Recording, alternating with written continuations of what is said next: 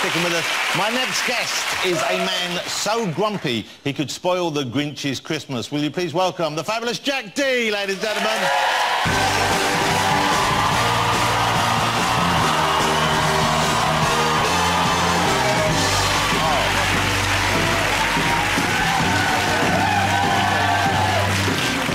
Jack, it's so lovely to see you out here on the show. It's really lovely to be here, and this sofa is a bit wet.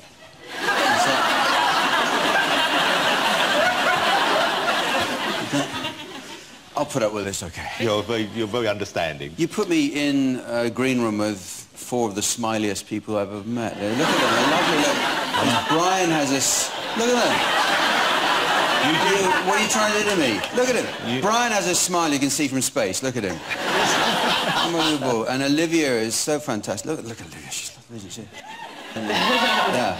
Even if she did wet the sofa for me before I came out. And Tom is great. I've been chatting with Tom, and he's so... I mean, what a brave guy. I'm so full of admiration for him because, you know, we've all done that. And, you know, you make a message and you press send by mistake.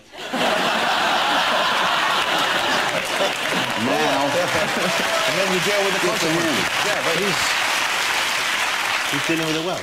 So you've been on this kind of massive tour, haven't you? How long have you been on tour for? I was on the road for, well, nearly 2 years in the end. 2 years? Yeah. That was after a 6-year break, wasn't it? You hadn't been after 6 years, but I didn't do it, and then I went back on the road, and I was just getting gigs. I didn't realise my wife was actually ringing up and finding theatres for me to go to. So I didn't get home for 2 years. But being away from home that long, how was that? How did that affect family life? I like it. To be honest, I'm like any other family guy, you know. I always think when people say, oh, I love my family. Well, of course you love your family, but you love being away from them as well, don't you? You really do. It's nice. You can watch what you want on telly, you can have a beer in the middle of the night if you fancy one, you know, order up a pizza, whatever. It's good. It's a bit of freedom. And then when I go home, you know, and they're all happy to see me because the central heating goes back on. You've got a DVD out. There's a DVD of the tour. It's very funny. I noticed that you talk about engaging with aspects of the modern world that you don't necessarily enjoy. That seems to be a big thing for you these days. Always, okay. Always. Let's show a clip. We'll show a clip of it, and then we can talk about this more. This is Jack D. The tour is called So What Live. The DVD's out now. Look at this. So how do your family take this? You talk about your family a lot on stage. How do they mind that? Do the kids mind it? Does your wife mind it? I do everything for my family anyway. I mean, it's all done for them anyway because that's how I earn my money, by going out. If they don't like it, they can go and live somewhere else. You're not looking bad for your age, but you are looking old now, right? Okay, so... Thank you for But that. you've kind of always looked old, haven't you? Have I? Thank you. No. Yeah. I feel I've grown into my face. You know, my mum used to say when we meet people in the street, when you know, and when you say, "Why can you smile?" And I did that, and you know, she introduced me to someone. I go, trying to smile, I can't do it. But now you're an adult. Have you learned a nice smile for people? Wow, that's. You're like Jack Nicholson in The Shining. Yeah, that's what I do. That's my smile. It's not. You look like a killer when you smile. It's not, I can't do it. It's not a very good... It's quite an attractive look, though, because we all like a bad boy, don't we, ladies? But, you know, I'm looking even worse. I mean, we're just getting older. We have to accept this. You look shocking these days. You really do. Well, we have to accept. There's nothing we can do about it. I mean, we could have work done, but you wouldn't want to have work done, would you? No, I don't think I could go under the knife. What about the natural methods? Someone said they saw you trying these out on TV. I wanted to see what this was all about, so we got someone as well. These are face... it's a face slimmer, okay? And they said that you used it and you thought it worked. You do this for 3 minutes a day, and apparently... These are clean, by the way. We haven't used this. So do you want to... I mean, it gives you the wrong idea, okay? All right? Okay. I mean, I don't know, maybe... Did you have this on the road? You didn't take this on tour with you, did you? Where does the battery go?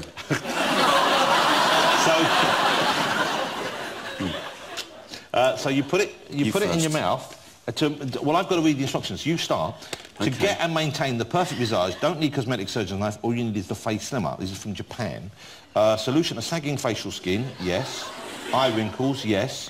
Muscles that need daily lift, yes. Just 3 minutes per day. Pop in, mould and make mouth movements. Say vowel sounds out loud over and over again, giving you a more youthful, vibrant face. We could both do with that.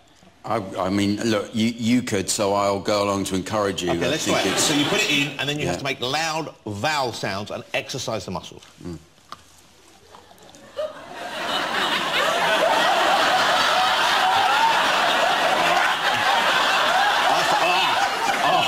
No. Oh. I thought I was going to start. Hold it. Oh.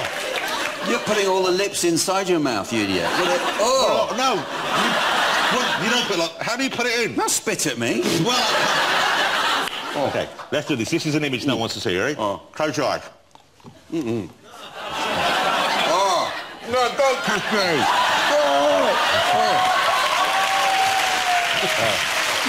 That's not...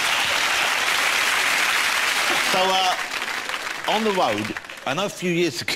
What do I do with it? Like, can I don't want... You don't need to touch it. It's full of my... DNA. Yeah. Yeah, that's tested.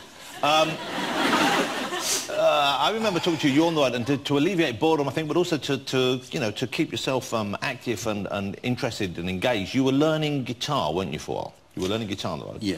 And I believe, is this right, you've switched now and you've been learning mandolin? I have got, yeah, I've got a mandolin as well, which mandolin. just as something to take around on the road with me, yeah. And do you make a nice sound with the mandolin? Are you you're getting there with it? Some people think so. Mm-hmm. You think so? You think so? Okay. Would we like to hear Jack try a bit of no.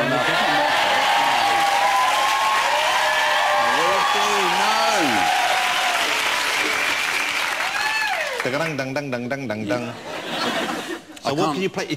I'll be honest with you, it looks a bit silly. But it's out of tune. Is it out? How do you don't know it's out of tune? You haven't even played it yet. I think it will be out of tune. Really. I don't know. You know, that's like I've only just started playing this. So. Okay, but you pick it, do you? No, you don't. You'd have a plectrum usually. But you didn't provide me with once. Oh. I can't. What do you want to... I hear you compose some of your own songs. Sometimes, yeah, I do. Could we have a bit of one of your own songs? One of my own songs? Well, let's have one of your own songs. What's this about, first of all? Or will we be able to work it out from the song? What it's about will become clear. OK. Do I need to warn people in advance? No. There's no trigger warning. You're talking over the introduction of the song.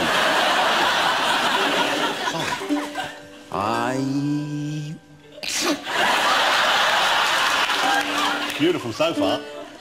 I first tried aspirin when I was young. I was given it by my mum. I like the way that it dissolved when I soon moved on to paracetamol. You're the top of the league, paracetamol. There are other kinds of pain relief, but you have beat them all. So that's a first. It's beautiful. That is beautiful, isn't it? Beautiful. That's not on the DVD. That just...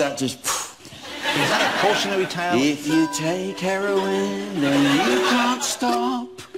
I prefer drugs that you buy down the shop. It goes on. It's nice. It goes on for quite some time, I imagine. An hour and a half. Wow.